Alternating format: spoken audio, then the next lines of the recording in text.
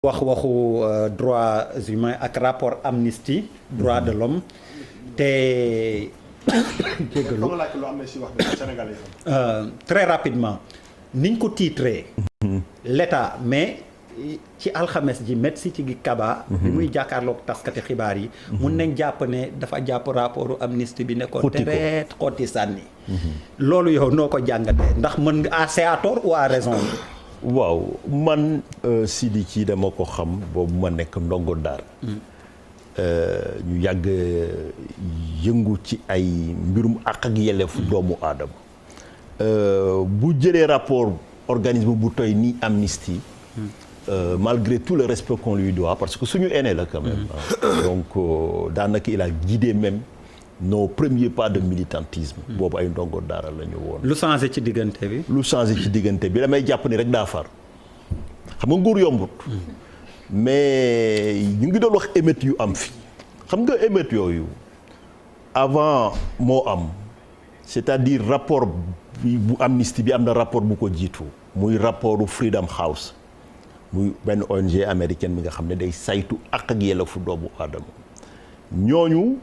ba ñu tegee seen rapport lu ñu wax moom la département d'État wax mais ñoo ñëpp soxla wu ñu woon sax ñu ñuy wax parce que ñun mbir mi dañ ko dund fii dañu nekk ay acteurs yi nga xam ne dañu ko dund fii ci Sénégal premier point bi nga xam ne mën nañ ko jàngat moom mooy dañu jàpp ni liberté fii ci Sénégal dafa dellu ginnaaw liberté yi fi dellu ginnaaw mooy liberté d'expression épisode bu ci mujj fii gis ngeen ko Boubacar Seye la ndaam rapport bi 2020 la woon mais ba léegi ma ngay continuer di wëy liberté de réunion et liberté de réunion bi moom mooy lan et de manifestation loolu yéen a ci teg seen bët fii am na ay pàccu territoire sénégalais bi territoire u capitale bi laay wax yi nga xam ne dañ ko sanctuariser maanaam kenn amul droit manifester loolu kaka defoon muy Ousmane Ngom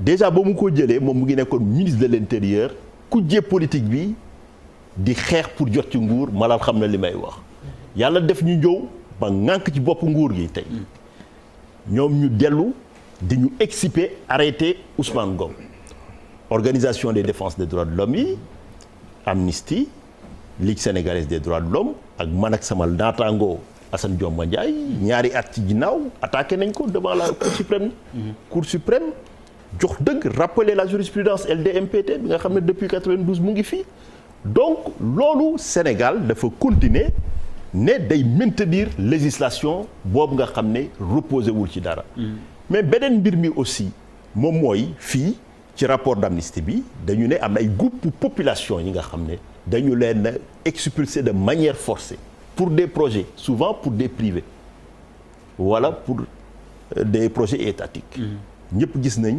coono bi nga xam ne moom la impacté wu terre bi am xam nga dafa am droit de l'homme lu ko lal muy droit de propriété droit bi nga xam ne moo tax révolutionnaire yi jógee loolu daf ci bokkoon mais dafa ne yow bu nguur bëggee ñëw ne daf lay exproprier pour utilité publique laataa moo jël sa bien foog mu def indemnisation juste et préalable. ndàmpaay foog mu def la ndàmpaay gis nga ba sànq ci suba am na ña nga xam ne ña ngay continuer. donc loolu bu ñu ñëwee teg benn rapport bu mel noonu mi nga xam ne ci poñ yu bëri la parce que mën naa continuer di lim mais rapport yooyu laataa moo génn sénégalais yi ñoo génn depuis le 8 mars ba ñu génnee woy bi benn la woon ci benn pancarte doo ci gis en tout cas man gisuma ci ay nit taxaw naan.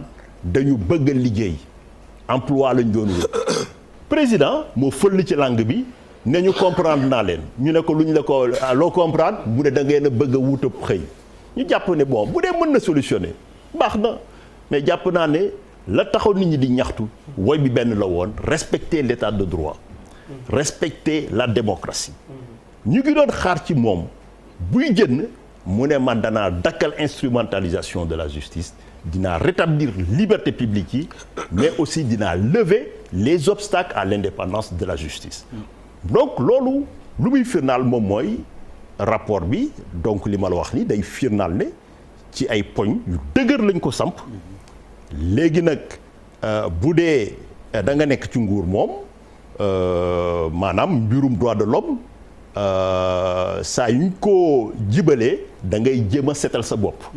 parce que loolu tey même pire dictature yi. ba ma nekkee avocat wu opposition bi ci Yaya Jammeh chaque fois bu amoon violé ko muy xeex contre Yaya Jammeh muy Gambie ñoom Sidiya Bayo ak ñooñu chaque fois bu ñu waxee violation des droits de l'homme état dictatorial day jën miim ko donc loolu yëgaluñu. dañu jàpp ne ñun lu ñuy wax du état Sénégal moo tax ñuy wax. mais ñoom ci seen bopp xam nañ ne loolu lu fës la fii que sénégalais yi génnoon bii passé priorité bi nekkul woon emploi bu dee moom loolu la comprendre mooy comprendre wu dara ci ñaxtu yi nga xam ne moo fi amoon. beneen rapport boobu daa woowaat beneen rapport. muy mémorandum bi nga xam ne Sidiki Kaba wax na ko. mémorandum boobu du ma duggaat ci argumentaire bi. mais mémorandum bi mooy lan. mooy état du Sénégal dafa génne xaatim benn document. tënk ci maanaam événement yi fi amoon xew yi fi amoon entre février ak mars. ñoom ci lu ñu wax. dañu jël tuuma yi ak toor yi lépp li fi am comme njombe ñu ne opposition bi moom mooy ndeyu mbill bi. du ñu dugg ci débat boobu. man de du ma dugg ci débat boobu. parce que ñun ñëpp ay sénégalais lañu. jarul naxante xamante nañ. donc par contre lu fi am ñëpp xam nañ ne loolu dernier épisode benn couronnement benn violence d'état bi nga xam ne dafay exercer wu depuis 2012. gis nañ fi affaire Adama Gaye gis nañ fi ay nit yi nga xam ne dañuy ñëw fekk leen jaay leen doole seen naataango yi am na ñi nga xam ne dañuy def ay publication ñu attaqué leen.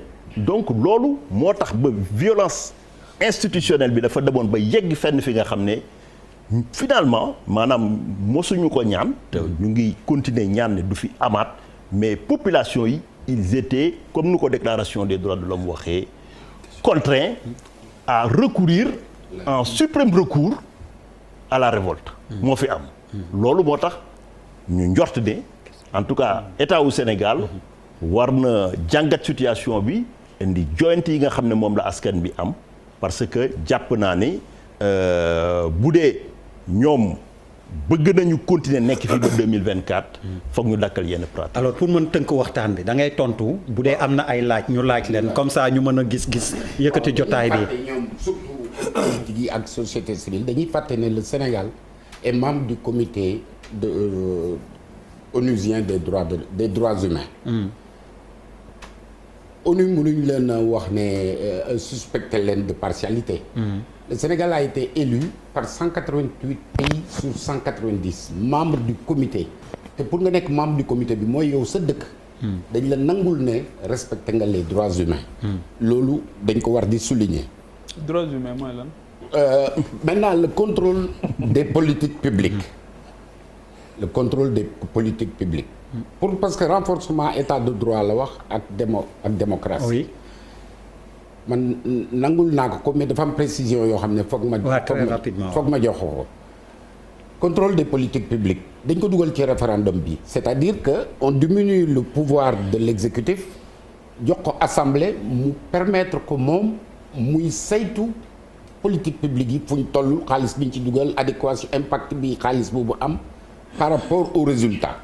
yooyu ay renforcement de la démocratie de l'état de droit la dañ ko war di wax sur les droits de l'homme le juge Kéba Mbaye avait écrit un livre droit international du développement du droit international mu ne les premiers droits de l'homme mooy se vêtir se nourrir et se soigner suñu état bi ci loolu la nekk ci yooyu parce que boo xoolee couverture maladie universelle boo xoolee doyatul sociaux yi doyatul du doy mu voilà maintenant en ce qui concerne jamono bi ñu toll dafa am yeneen exigence waaw en ce qui concerne problème yi mu posé ci justice bi te Sénégal yëpp di ko posé muy l'indépendance de la justice et cetera il y a eu un comité qui a été mis en place pour la modernisation et le renforcement de la justice aspect yëpp dañ ko ciy discuter beneen rapport boo xam ne defal nañ ko ci te c'est à l'étude malgré effort yi président def ci domaine boobu toujours renforcement de l'état de droit et de la justice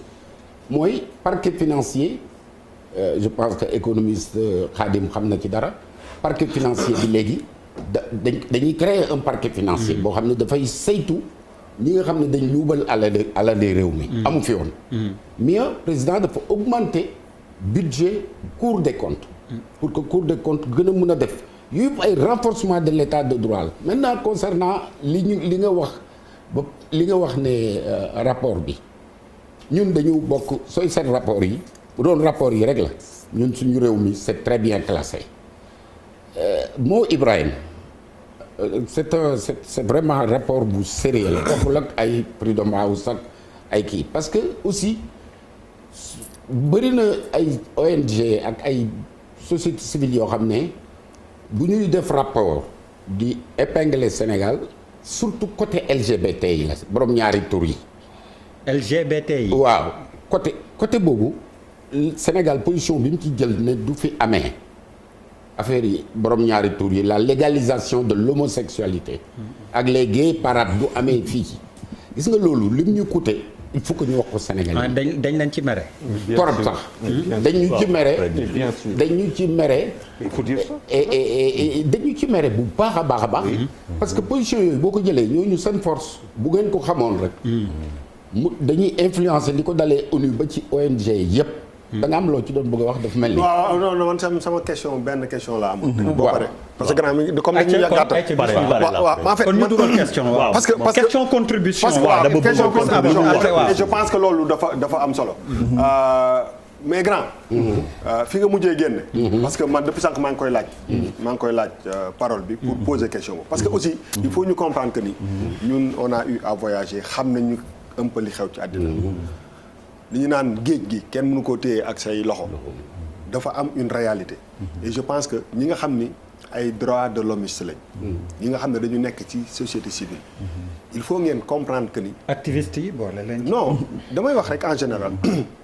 état bi il faut ñu comprendre que ni il faut que ñu xaw a clair par rapport ak yenn position yi et quand bu mu waxee position yi mooy que pour man homosexualité dafa am benn pàcc bu rëy bu mu jël maintenant ci affaire bi ci tout ce qui est jugement bi ñuy am ci droits humains et des fois aussi il faut que ñu am courage u affronter ko pourquoi je le dis parce que tey jii nii robinet bu tëj position yooyu moo ko gën a mën a indi quand je dis robinet bu tëj ndegam ci état lay tëjee asumaak ci ñi nga xam ne sax ay droit de l'hommiste lañ parce que avant d'être droit de l'hommiste je suis sénégalais avant d'être droit de l'hommiste maa ngi tudd Boubacar Ndour ñu tufli ko sama nopp bi ma nekk doomu jullit mu am nu may gisee te sama bakken bi loolu moo ma gën a lépp avant may nekk droit de l'hommiste dama nekk benn nit boo xam ne am naa nu may gisee am na nu ma mel te àddina bi nu muy doxee lobby boobu am na doole boo xam ne tey jii nii il faut que ñu ñemee taxaw affirmer suñu position ferme et cette position elle doit être ferme moo tax bu ma gisee que ni maître li nga wax bëri na yu ma d'accord mais dafa pàcc bi loolu jël il faut que aussi boo leen di défendre ngeen teg ko ci kaw table bi bu leen xaaral non dama ne pas tontu sax waru leen xaar réponse bi da ngeen ko war a boo leen di exposer da ngeen ko war a teg parce que mooy challenge bi gën a mag ci développement ci la bokk parce que jamono moo toll foofu toll na foo xam ni xam nga man damay wax ñi ngi wax sànq grand mi ngi wax sànq que ni boo seetaanee booy ñi ngi seetaan ay feuilleton ñi ngi seetaan ay man ma yor télé tu benn nit fakkas salaw sax kii nii ñu ne way ñi ngi nii di yàq suñu doom yi mais ñu nekk ci réew moo xam ne satellite naka Youssou Ndour daan waxee moo am satellite challenge bi ñu gën a mag mooy que suñu doom yi à partir de bu ñu xamee léegi dañ leen intégrer que ni loolu c'est devenu une réalité tous les films oui ñu ngi ko ci tout le contenu yuy dugg ci réew mu mel ni Sénégal mais contenu buy dugg ci dëkk même bu dee liberté yi dañ leen accepter dafa war a ressembler à nos ak suñu société te loolu ñun amuñu doole restreindre loolu tey jii nii mais nit yaa ngi may dégg amul dara looy seetaan dafa mel ni c'est une obligation ban façon de pervertir ay nit par rapport ak seen ay convictions moo gën a gaaw ko boobu mais donc pour man dafa am ay batailles yoo xam ne il faut que nit ñi am courage wu affronter ko bu fekkee ni mooy seen ngëm-ngëm parce que liberté loo ko munti wax am na fu jamono toll foo xam ne foofu que ñu bëgg ko ak nga bañ et lu ñuy gën a dem muy gën a metti parce que ça devient presque incontournable te quand même mënuñu nekk ci dëkk bi ñu ne bon ok effectivement marche dañ ko kii kenn bëggul ñu interdire marche mais ce volet là je pense que dañ koy raay trop Sénégal te loolu dafa xaar rek fu may foofu laay daaneel te loolu dafa am ñoo xam ne ñi ay imam lañu ci société bi lañ bokk ji nga réew mi bi mu waajee lakk il y a 1 mois ña ko fay affaire LGBT non ña ko fay ñooñ ñooy sookalu réew mi te ñooñu xam nga duñ ko dégg fenn donc dañu am benn mission boo xam ne il faut ñun ñu nangu ko assumer aujourd'hui position wu Sénégal même bu nekkee nii il faut que aussi bu ñuy wax rapport yi ñu bañ a jël loolu rek nëbb ko na le wax li ñu intéressé il faut qu'on parle de tout ce qui est dans le rapport xam nga li ma la bëgg et je pense que loolu c'est une importance et c'est un challenge bu mag par rapport ak ñi nga xam ne dañuy dox ci ak yelle parce que su ma gisee Seydi kii Kaba Seydi Gassama bon liiruma article mais j'ai vu le titre mais il faut ñu taxaw ci loolu. mais lu mu wax. waaw non man ne dégg ma ne heureusement. man du ma wax lu ma xamul dama ne quand on parle de droit wu homosexuel non boo xam nga LGBT sax pour man da ngeen di kii. maanaam borom ñaari non Sénégal yi ñu seetaan xamuñu loolu de duñ ko suturaal maanaam non wax da nga koy ñeme wax mbirum ñaari tur yi booy wax aussi day leer. ñu ne Seydou Gassama en tant que sénégalais génn na wax na lii wala wax na lële lu mu ci mënti nekk. Sénégalais lambda bi moom dafa bëgg xamul ma moom xamul LGB xaw ma naka moom ñaari tur yi la wax. Sénégalais bi non dëgg la am na position bu te position boobu il faut ngeen leeral ko ba nga xam ne nit ñi aussi ils sont confortables parce que pour ñu bëri looloo leen ëppal solo fuuf. xam nga quand on convoque ay droits yooyu da ngeen dem ci international bi c'est intellectuel nit ñi loolu intéressé wu leen li intéressé Sénégalais lambda bi moom mooy expliqué na ko. oui tontu. mais est-ce que loolu jar na tontu. non dafa wax na ko intégré rek parce que ñoom seen stratégie parce que pour mobiliser dama lay wax. dama lay dagg. on vous accuse pas de vouloir défendre l'homosexualité. mais comme ci non accusé ma dama lay wax ñu wax si dëgguma mais ñu ëlëm xelu oui moo tax je lui redonne la parole qu'il précise s'il le faut. waxloo ay nit li nga xam ne. que dit le ñu ñëpp ay sénégalais. que dit le rapport. fii kenn gënul a gëm yàlla kenn gënul respecter aada kenn. fii je pense que question boobu dafa am benn consensus national bi nga xam ne sénégalais yi boo jàppee sénégalais yi majorité wu sénégalais yi ñoom ñëpp tey jàpp nañ ne loolu àndul ak suñuy aada àndul ak suñuy diine loolu man ma gëm ko ñeneen gëm ko y compris Seydi Gassama mi ngeen di tudd par contre tey xam nga man li ma gëm ci àdduna ma mooy loo nekk da nga koy ñeme boo jiite doo ragal fii tey ñu ñuy jiite dañoo ragal lu tax ma ne dañoo ragal parce que dañuy dem xam nga Arabie Saoudite signé la déclaration des droits de l'homme mais ba ñuy signé ak yeneen déclaration sur les droits de la femme en matière de traité international dañ koy jàngal suñuy étudiants dafa am benn technique bu ñuy wax réservation des réserves c'est-à-dire technique u état réservataire maanaam traité bi benn traité bu global la bu ñu koy négocier mën nga ne suma délégation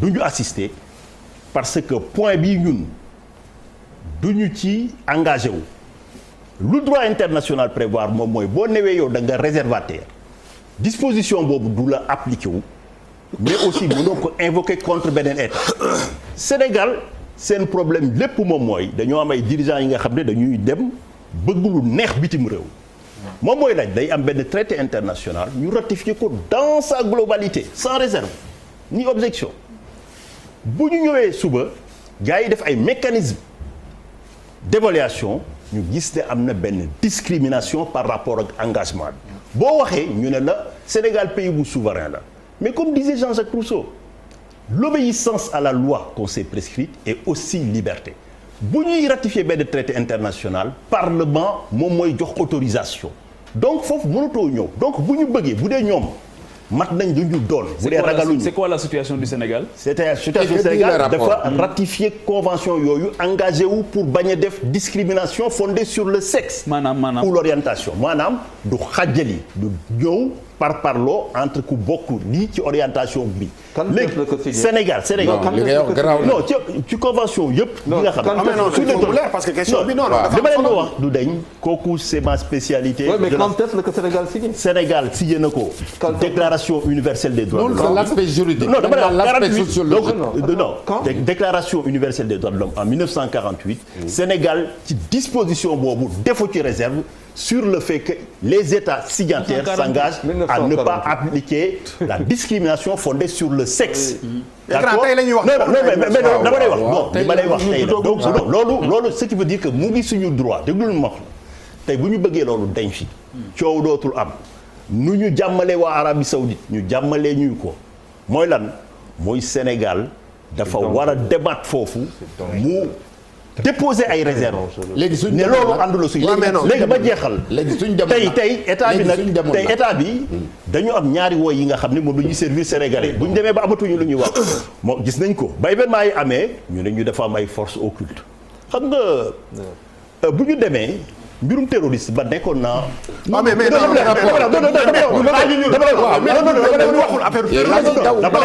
ci ay ñëw deuxième bi non buuba. non mais waaw ngay wax dama la déglu. mais réponse bi dafa non terrorisme bi non fu may jaar. dina rapport bi lan la wax ci affaire homosexualité loolu ci laay ñëw boo ma dégloo di nga xam ne. maa ngi dégg nga.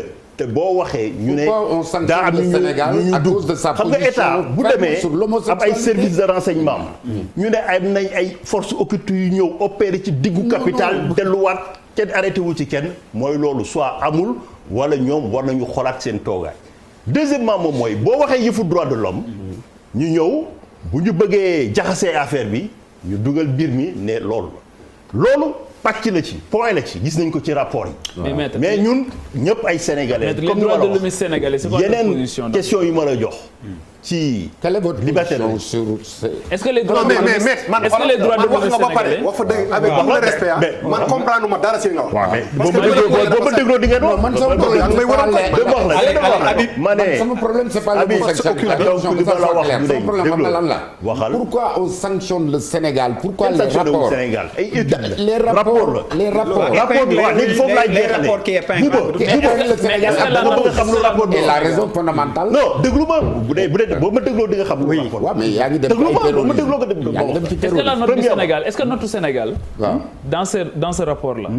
est-ce que notre Sénégal y a pas de note par rapport. waaw dama ne est-ce que attaque ni ñu attaqué nii. épinglé est-ce que cette question a été soulevée dans ce rapport. Cette question a été bien soulevée dans ce rapport. lu ñu wax noonu. wax yu dañ koy légaliser. mais déglu ma wax la non ñëpp ñu poser ay questions non mais suñu problème mooy que yow boo ñëwee di présenter. non da nga yooyu ba nekk fi pour défendre yooyu. that's a $1 million question. je pense que vous êtes. non déglu foog mbir mi leer. foog mu leer. non mais ñëpp mënuñu poser question. Moi je pense que tu as été assez vicieux et très politique dans ta démarche. Parce que dans ta présentation. wax nga ni Sénégal dellu na ginnaaw ci xañ doomu aadama yi. ay liberté ci ay liberté confisqué na ay liberté doomu aadama. restriction de l'espace civique wax nga ko fi. am na sax ay bërëb yoo xamante ne tudd nga fi Ousmane Ngom et cetera et cetera. Ce que nous n'avons pas compris. mooy durant tout ton développement. on sait que cette mais rapport dafa gudd. mais c'est une question essentielle. léegi vous me donnez l'occasion de la question de l'homosexualité occupe une place importante dans ce rapport-là.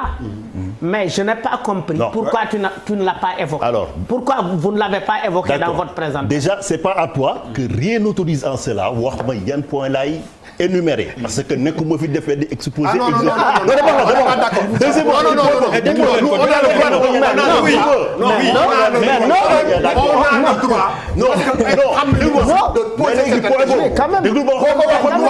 est-ce que bëgg ngeen xam lu rapport bi wax parce que da ngeen xëy di Gassama on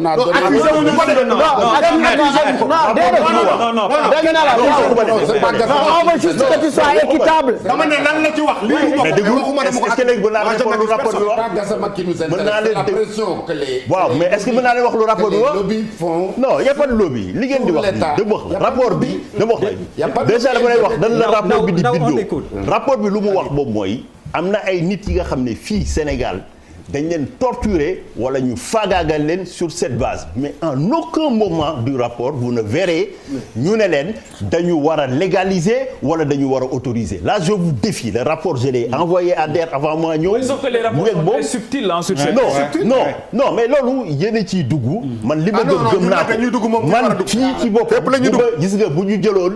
du ñu légaliser ñun suñu position dafa claire. li ngeen gëm la ñu gëm. par contre li ma wax. moom mooy tey Sénégal boo opposition bu équivoque bi nga xam ne juridiquement mën nañ ko sanctionner parce que traité international boobu mais lu tax defuñu réserve combien de juristes sont là ici mais bu ñu non nekkul 48 non on n'était pas la déclaration universelle le Sénégal l'a ratifié en 60 mais sanctions juridiques mais il y a beaucoup de choses qui ont évolué entre donc position boobu léegi ma jeexal pour jeexal parce que fii dañuy ñëw di tam droit de l'hommiste yi pour déplacer débat bi alors que ñun ñëpp dafa am ay mots d'accord on a le droit de poser des questions am nga droit malal ce qu'il fait c'est pas juste non mais c'est pas juste on a fait que poser des questions c'est question yooyu ñu posé malal ba pare question yi la loolu li ma leen wax man suñu position sama gëm-gëm wax naa leen ko man position mu Sénégal tey parce que yow yaa wax dans ton à l'entente de ton propos bi ñuy émission fii da nga ne nañuy doxal réew mi ci dëgg di wax nit ñi dëgg le mot dëgg benn yoon la génn fii ci émission bi te yow si sa gémmiñ la génne léegi donc c'est pourquoi on voudrait que tu sois équitable dans ta présentation et explicite non c'est-à-dire déedéet non tu n'as pas été explicite du tout non wax ba lan nga bëggoon a dégg te dégguloo li ma bëgg a dégg parce que li la intéressé rek non c'est-à-dire ñu lay woo feneen nga bëgg a daw et puis tu me dis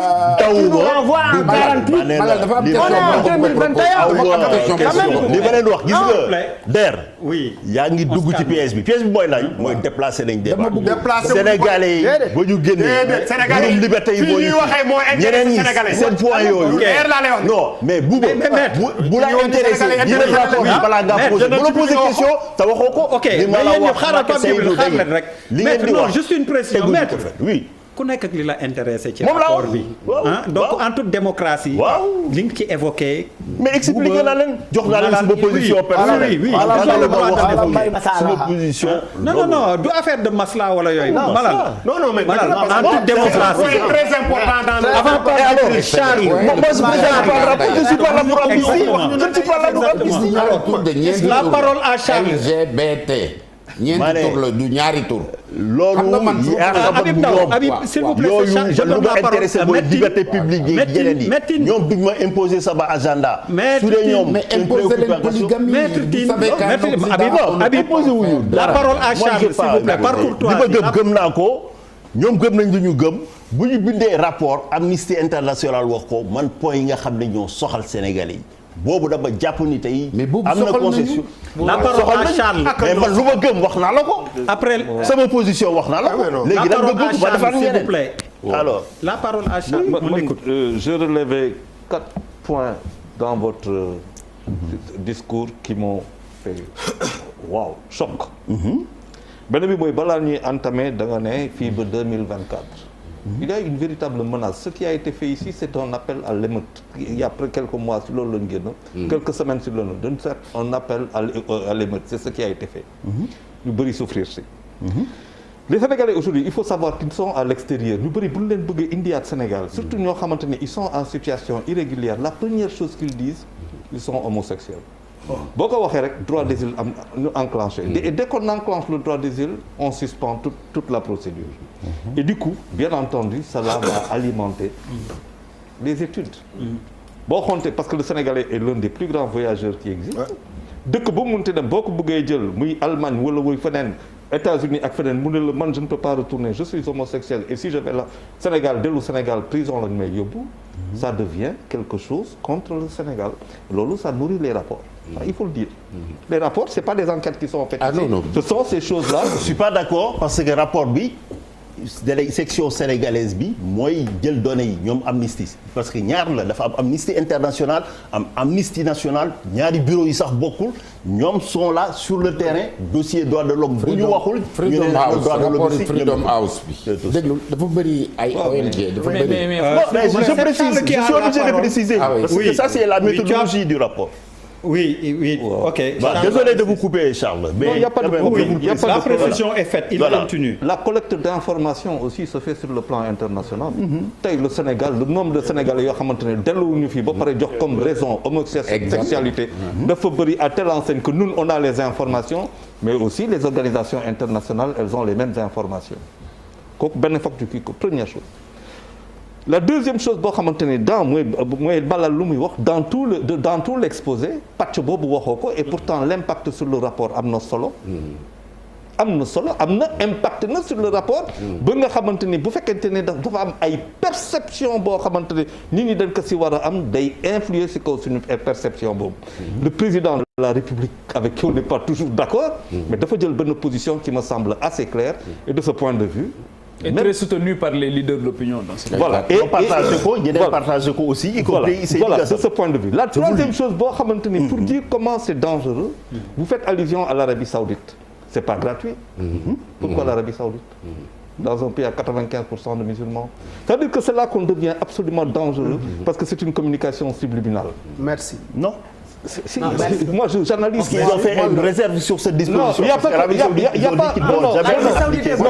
la charia. Voilà, je veux dire que comment on travaille la mentalité. Beneen affaire boo xamante ne dafa am solo mooy que bu ñuy ratifier les conventions de droits de l'homme au lendemain de l'indépendance du Sénégal. C'est peut-être la première ratification qu'on a faite sur le plan international. La question de LGBT comme l'a dit Boubou n'était pas posée et aussi posée qu'aujourd'hui. Boubou dafa am loo xamante ne da nga ko wax man je regarde xam nga tu vois des films tu vois du ma citer chaîne bi tout le monde connaît ça. Il y a que ça. Mais tu n'as que ça. Aujourd'hui on est en train et le Sénégal fait quand même partie de ces pays qui fait face et difficilement parce que le soutien à ton économie. Mais ñaata xaalis sur les 4 000 milliards ou 3 000 milliards de l'année dernière ñaata milliards ñoo jógee de l'extérieur et dans quelles conditions on te les donne. Alors ça veut dire que tey quand on veut demander une certaine souveraineté il faut qu'on se dise les vérités aussi. dañu ne par exemple sur la dafa am ay endroits yoo xamante ne kenn waru fa dem mais quand on veut marcher sur la place fële plateau ñaata hôpitaux ñoo fa ne. Donc les gens vont accepter de marcher au plateau, moi je ne parle même pas de Ngom. Ñaari hôpitaux et on ne peut pas aller à l'hôpital, on ne peut pas amener la maman qui a fait une crise cardiaque ou bien le papa qui a fait une crise cardiaque parce que il y a des choses yoo xamante ne on ne doit même pas en discuter. Maintenant, le vrai problème qui se pose boo xamante ne pour ñun mooy que le président a raté une occasion extraordinaire en 2019 et notamment en décembre 2019 d'évacuer toutes ces questions-là. Toutes ces questions. Ça veut dire que c'est le rendez-vous raté du président le 31 décembre 2019 dafa am wax boo xam ne bu ko fa waxoon tey lii yëpp duñ ko dund. Et l'opposition qui sait très bien quand on parle c'est des émeutes il s'est passé quelque chose et les gens ont dit du fi dal du dem justice. C'est la première fois dans l'histoire du Sénégal. Et moi je ne peux pas l'accepter. Avec tout et la preuve mooy qu'il y a un juge qui décède et ça va dans tous les sens quoi. Ça va dans tous les sens mais non ça dëkk bi mënatul continuer si nit ñi ne dañuy terroriser dëkk bi quoi kooku mënatul continuer maintenant le président de la République comme on ko waxee il a 2 ans à 3 ans à tirer il a des jeunes à mettre à qui mais les rapports là je vous dis quoi c'est les LGBT nous mènent la vie dure et il faut qu'on l'accepte. Allez Khadija Diakhaté. Je veux pas être l'avocate du diable. Mais c'est comment docteur maître Tine Abdoulaye Tine. Maître Tine bashing bu ñu ko def c'est trop. Il faut savoir aussi qu'il n'est pas l'auteur de ce rapport. Absolument. Vraiment. Donc il est là juste en fait pour interpréter. Je suis invité surtout. Exactement. Je suis pas là pour amnistie. ñu ngi koy clash comme si. non dafa am loo pose des questions. non Khadija tey nga tontu rek. non xam nga lan moo nekk mënuñu nekk fii ci émission bi toog am suñu ay questions yoo xam ne moo intéressé le Sénégalais di ko posé nga ne dañ kenn clashé ko on n'a pas besoin de clashé ko pour question yi ñu ko posé fii ba 50 ans boo gisee 10 Sénégalais 9 yi boobu daf leen intéressé donc on n'est pas là pour le clasher mais non tu peux pas le dafa bàyyi ko rek mu waxal boppam quand même. Mais on vous a donné des réponses aussi. Vous avez posé des questions, on vous a donné des réponses. mais bashing non c'est les mots on le sent dafa am benn mot bu ay mots yoo xam ne boo ko utilisé. Non c'est vrai. Il n'est pas l'auteur de ce rapport.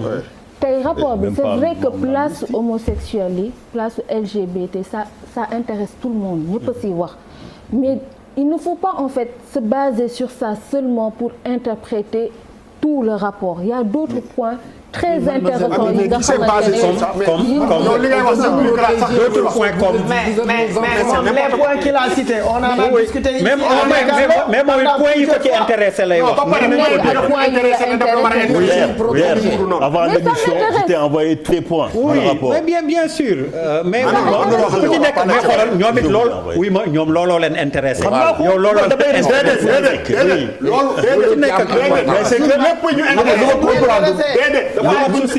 dafa am lu mu tëb dafa am lu mu tëb te tey ko ma nekk défenseur u cause wala ñun loolu waaw bañal loolu Khadija bàyyi leen Khadija. mais non il faut pas qu'il nous accuse de bashing.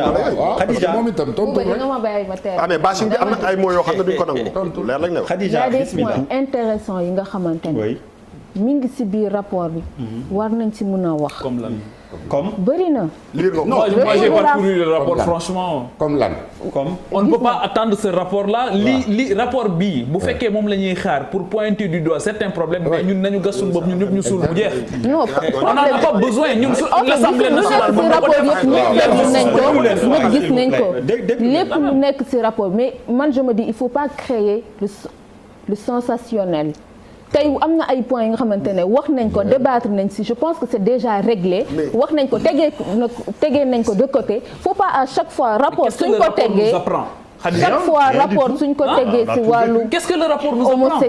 mais lu mu ci wax yëpp xam nañ ko déjà. qu'est-ce que le rapport nous apprend? Est-ce qu'on doit attendre le rapport pour débattre de ces points yi nga xam chaque jàkkaarloo yooyu la ñuy waxtaanee?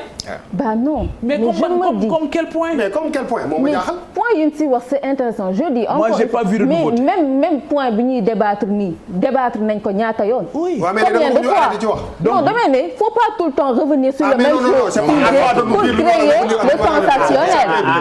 c'est mon avis c'est pas c'est mon avis.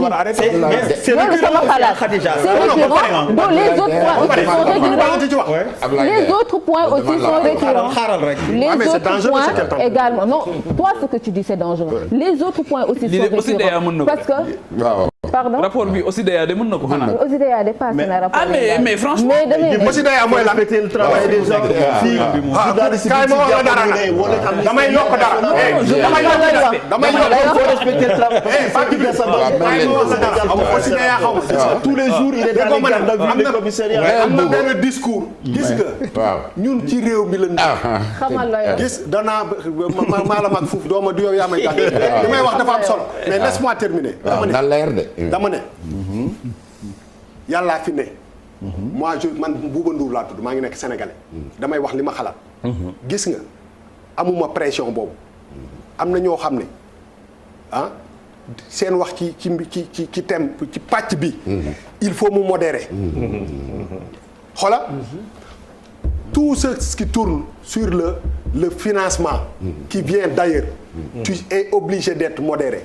Moi je suis libre je dis ce que je pense je n'ai insulté personne li may wax ci olof laa koy wax non maa nga déggomal maa nga tudd Boubacar Ndour sa maam lañ ma tuddee je suis libre je dis ce que je pense dama ne la wax ji am na ñoo xam ne duñ ci sore engagement bi ñuy am pour wax ni wéy nit nañu doom assemblée nationale taxaw taa ci grille bi engagement boobu la ñu war a am sur tous les points parce que avant tout man je suis un sénégalais am naa lu ma gëm te loolu man je peux le défendre mais am na benn kii boo xam ne def ndànk rek c'est bon allez-y non vas-y moo gën de man le rapport je l'ai parcouru wax naa maître léegi ne ko manqué wu ma respect le travail de ces gens là moi je manque pas de respect mais dama wax ne sunu réew temps bi ñuy jël question c'était ça ma position par rapport ak rapport bi ñu fi wax léegi ne moo jóge woon Amérique nu mu tuddati Freedom House ma ne ñii ñun biñ ñu dugalee ci processus démocratisation 30 ans après ñun ñoo war a évaluer suñu démocratie bi xool ndax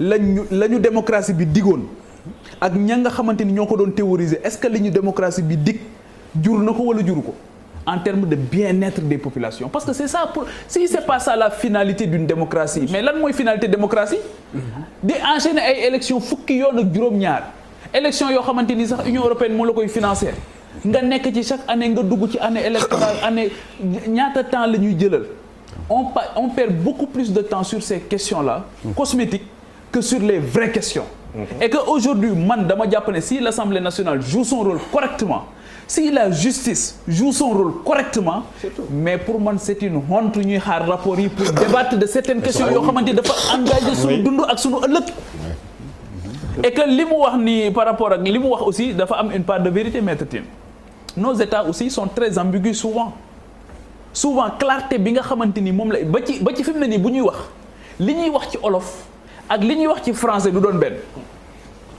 da ngay xam ne lii dafa am ñu ko destineel lii tamit dafa am ñu ko destineel ndaxte bu ñu eggee am na foo xamante ni bu ñu fa eggee mais feeñ na fii ci procès Karim Wade bi ñu recevoir ci bi ñu le comité des droits humains bi ñu recevoir au niveau de Genève ci comité groupe de travail bi mais gis nga la ñu fa doon wax ak egg nañ sax ci ne d'accord nañ mais magistrat dem na def position ñoom ñu dàq ko mais bi mu ñëwee fii mais Pape Djibril mais ci mbir mi moom mais jusqu'à preuve du contraire gouvernement Sénégal non damay continuer mais taxaw nañ sax non damay continuer mais damay continuer mais may leen ko muy wax ak lu mu signé ñun nag li mu wax ak li ñu gis ñu mën a mu continuer léegi Pape Djibril continuer waaw léegi ma ne sur ces questions là il faut que buñ ci jël position ñu bañ ci indi benn amalgame le président de la République effectivement jël na ci position boo xamante ni gis nga dafa am question bu fi xewoon par rapport ak benn contrat bu ñu waroon a négocier mais le président s'est appuyé sur une certaine société civile pour pouvoir aller à la table de renégociation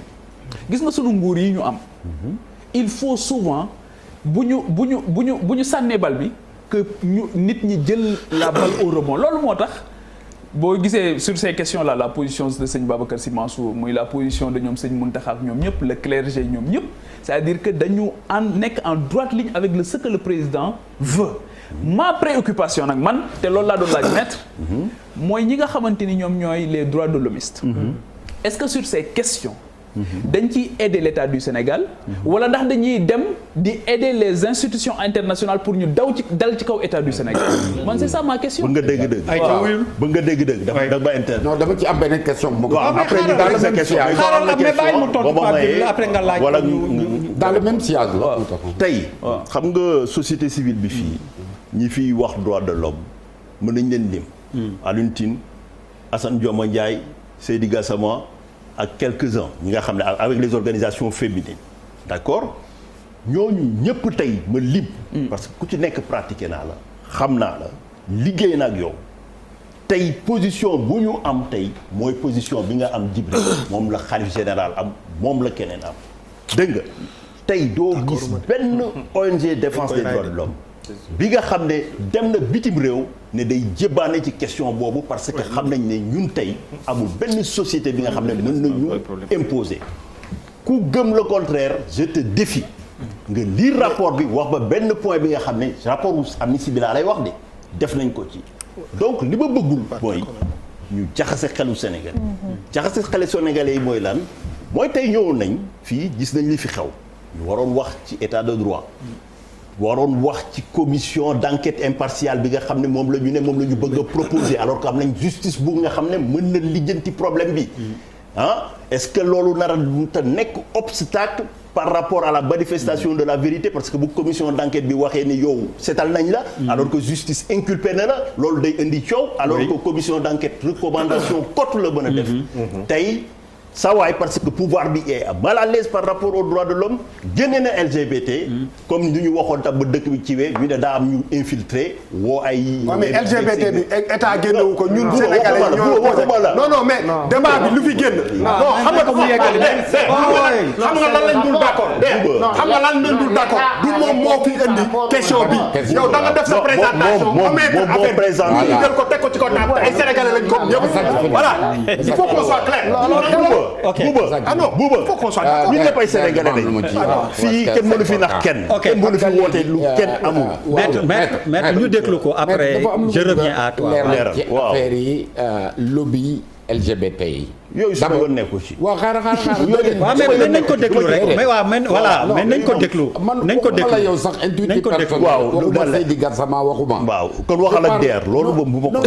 non bàyyi wax ko xam nga lu boo animé ma wax posé la ma question répondre naa waxal ak DER Kosiwa gi yëpp ONG yi boolewu ma leen déglu dafa am benn affaire à la recherche de fonds utam xaalis ak ki lay financé souvent dina la def loo xam ne da ngay agir contre le patriotisme. am nga preuve li ngay wax des intérêts mais ma rek suba dinaa ñëw. am nga preuve li ngay wax nii yow. waaw defal naa ko ma wax la comment ça se passe. ñu ngi lay déglu. je travaille dans l'international. mais ñëpp ay travaille dans l'international. waaw man laay wax li tax man yow yaa may laaj ndax am naa preuve ndax xam naa.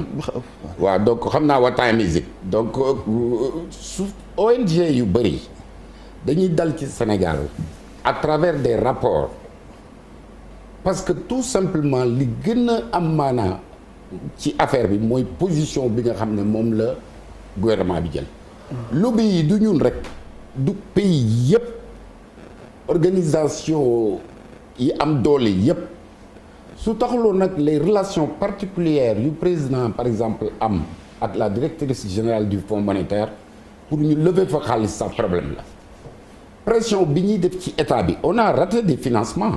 Il y a des financements yoo xam ne dañ ko raté quand l'UNESCO a voulu faire parce que ñun mun nañ signer le cadre la loi cadre mun nañ signer le traité dans son ensemble mais dafay am disposition yoo xam ne on n'est pas obligé de les respecter. mooy est-ce que di ngeen def réservation muy wax. waaw c'est-à-dire réserve yi. mais droit dafa am nu mu la loo. waaw mais moom dafa commencer dans son développement.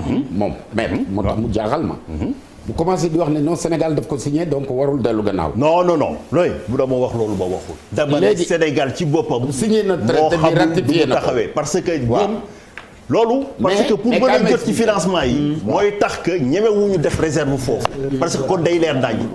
donc seen taxawaay moo am ambiguïté. maanaam bu ñu ñëwee comme nu ko Pape Djibril waxee. lu ñuy wax ci olof. lu ñuy wax ci tubaab. léegi ma daane damay daane c'est-à-dire que de la même manière yaa ngi reproché état bi ne réserve yi moo xaalis fooyee tax. ñemewuñoo def réserve. de la même manière mais su ma nekkoon président du ma jël fonds yi buñ ma joxul ñoo xam parce que dama gëm li ma gëm. de la même manière. yéen ONG yi. non du ma ONG. non waa déglu ONG yi ak certains partis politiques. bokkuma ONG. non xam naa ko même mais leader de parti la. waaw mais léegi nag le leader de parti. parti politique yi pour ñu défendre certaines causes. mais yan parti notamment actuellement la pression des LGBT. d'abord damay leeral leen. Président Macky Sall il n'est pas contre les LGBT. Les Sénégalais ne sont pas contre les LGBT. non. waaw non xam nga lan lay wax non xam nga la tax déedéet xam nga lu tax grand xam nga bul wax les Sénégalais sooy wax. yow waxal sa bopp.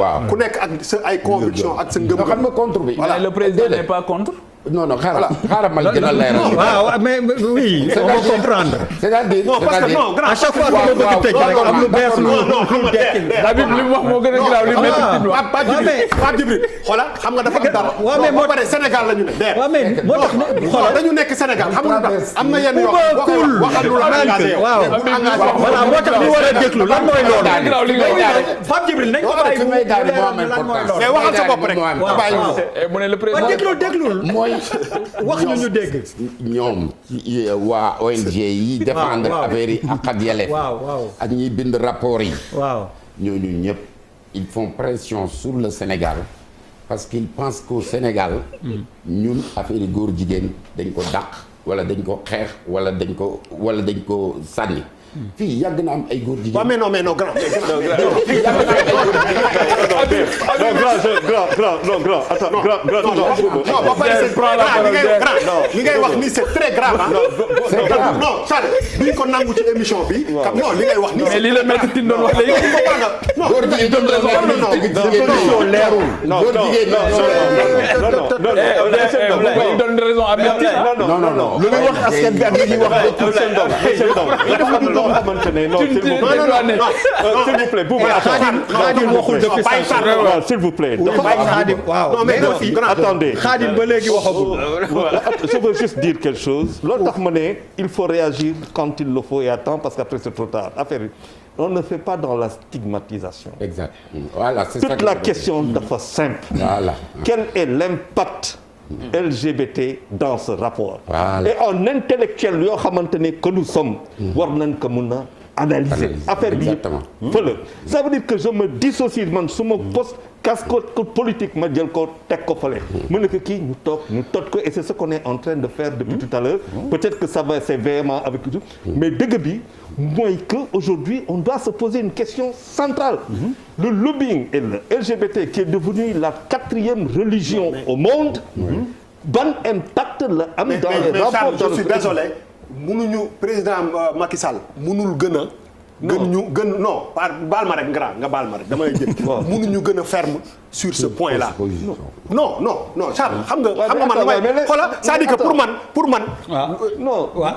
amul nii mënuñu gën a ferme. président Macky Sall mënuñu gën a ferme sur ce point là. quand les choses il faut nga wax leen ñu leer. nga xam ne lii mooy suñu position. mais Khadim ba léegi Khadim xam naa ne yow économie la fi indi woon ak yëpp mais il a envie de. non attends mais mais quand même il faut dama ne encore une fois. Si nous ne réfléchissons pas en intellect ça ne le fait pas kan moo fi mun a toog waxtaan avec les organisations internationales du Pape Djibril du Bouba du man ce monsieur s'appelle Macky Sall c'est le président du Sénégal il parle en notre voix ñun ñoo ko jox kaddu ñoo ko jox lengay il parle pour moo leen jox pignon sur rue au Sénégal. alors attends Khadim juste il a envie il faut qu'on lève la séance. Khadim a envie de parler. Deux choses. Nous sommes un pays de 99% de croyants. Macky Sall ñàkk dof moo tax mu bañ ko. xam Sénégalais yi moo tax. waxi parce que xam na ni xëy na am na fu Sénégalais yi taxawee. mais tamit dafa am loo xamante ni gis nga ni mu koy bañee ci kaw na koy bañee ci suuf tamit. Sénégal dafa toll foo xamante ni waxuma la sax Afrique ci boppam dañoo toll foo xam ne loolu dañ ko war a bind ñoom. dem toog teg ko ca table de négociation waxi góor jigéen bu leen ko waxati suñu dëkk. bu leen ñëwati sax indi indicateur boobu di ko natt. exactement parce que indicateur boobu ñu ñëw indi di ko natt. loolu moo dul yoon. war ñoo yab goo xamante ni surtout nga xamante ni ñoom bu ñu ñëwatee di ñu natt. parce que loolu tamit je comprends Maître Tine buy wax am na yeneen yoo xamante ni mun na am. injustice. mais ñun waxi góor jigéen ci boppam la Sénégalais. moo ñu préoccupé ak tellement. ju bëri dañu rëcc ba donc état bi na bind. ne lañ bu ngeen ñëwati di ñu nattati. sur waxi góor jigéen la teg leen ko fële parce que Sénégal bu ko président nangu woon sax du fanaan palais. alors pour dépasser ce débat là. et vraiment très rapidement dafa am lu am solo lu mu wax aussi. actualité daf ñu dab mënuñu ko bañ wax Pierre may ma foofu après ñu dem gis-gis. commission nu mu tuddati d'enquête bi nga évoqué. Sidiki Kaba lors du point de presse démb daf ko wax. est-ce que effectivement lu mu wax loolu du indi problème ci biir problème bi bu commission d'enquête bi nee nii ñi nga xam ni ñoo war a force de défense et de sécurité def seen liggéey enquête ne nële. ndax loolu du indi problème. bu ko indi commission d'enquête bi composition bi ci boppam. mooy nekk multisectoriel. c'est-à-dire que ñëpp ciy ñëw ci commission d'enquête bi opposition société civile. ONG yi évidemment les partis politiques et cetera mais commission d'enquête bi su paree rapport am jotewul ak rapport yi police ak gendarmerie ak armée. parce que ñoom seen rapport. pare na dem na. mais comme c'est confidentiel c'est destiné à l'autorité bokkul ak commission d'enquête bii nga xam ne moom la wax démb. ok genre jury d'honneur ci wax. waaw ma ne man ci li ma xam. jàng ko pratique ko ci mbirum commission d'enquête dama jàpp ni tey ñaari mbir a am xam nga fii dañu fi amoon déjà yeneen violence policière du guléet am nañ ko 2012 Maak Assane nekkoon nañ avocat au collectif de violence électorale état 5 commission indemnisation des victimes ñu jël ay représentants aux victimes yi jël ay forces de sécurité et de défense jël police jël gendarmerie ba pare ñu woo ay nitu société civile ñu mais loolu mbirum indemnisation la woon maanaam dañuy xayma ndàmpaay rek bi nga xam ne dañ la koy teg mais tey nature débat bi dafa changé parce que bu ñëwee déjà dafa am séparation des pouvoirs justice saa yu nit génnee àdduna am na ouverture information judiciaire bi nga xam ne c'est en cours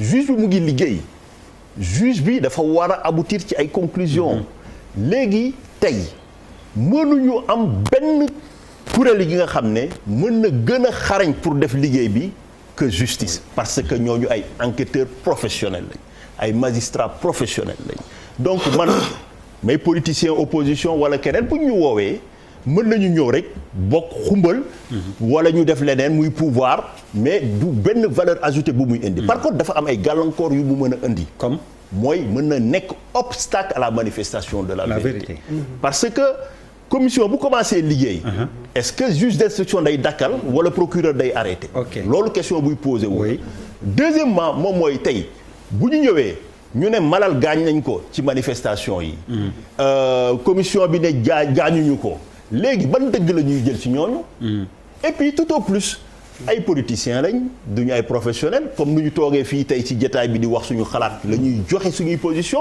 peut-être ñun ku ci nekk am na fi nga far wala am na li nga bokk même inconsciemment gis nañ ko ci question bi sànq gis nañ débat bi nu mu dalee alors que sànq c'était dépassionné parce que ku ci nekk da ngay wax parce que daa am li la mooñ li la gëm ñun ñëpp maanaam même bu dee luñ ko doon waxee bokkul ñun ñëpp ku ci nekk ci ñun parce que ñoo màggandoo fii ci réew mi xam nañ suñuy position à peu près ci biir loolu donc loolu mooy li ma jàpp ni commission bi moom loolu idée boobu dañ ko war a teg ci suuf jox justice bi ay jumtuwaay mu def liggéeyam bu ñu bëggee mën nañu am ay conclusions yi nga xam ne ils vont faire autorité parce que commission suba ay recommandations lay les recommandations ku koy appliquer gis-gis bu njëkk bi coow loo xam ni it dafa fësoon ci ay bés bi commission bi nga xam ni mooy saytu séntu weer wi mujj nañ def comité boo xam ni comité provisoire la Ahmed Cissé Ndiéguène moo ko jiite ak docteur Mohamed Bouchra Dieye